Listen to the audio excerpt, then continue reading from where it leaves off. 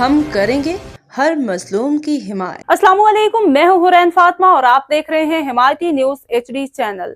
नजर डालते हैं आज की अहम खबरों पर।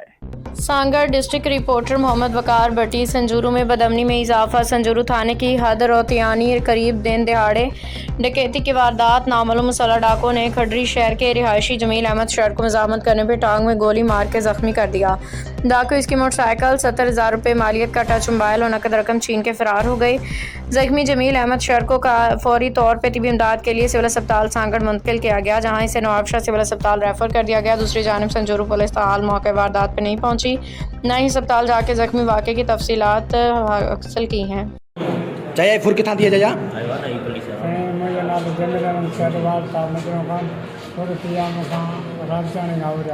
अच्छा वो मोटरसाइकिल घना जना मोटरसाइकिल दे जी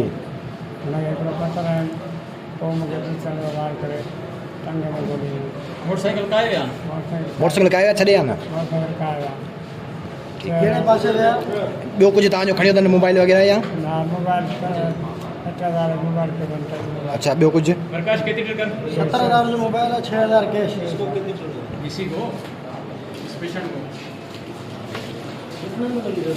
मजीद खबरों और अपडेट्स के लिए देखते रहें हिमायती न्यूज HD चैनल।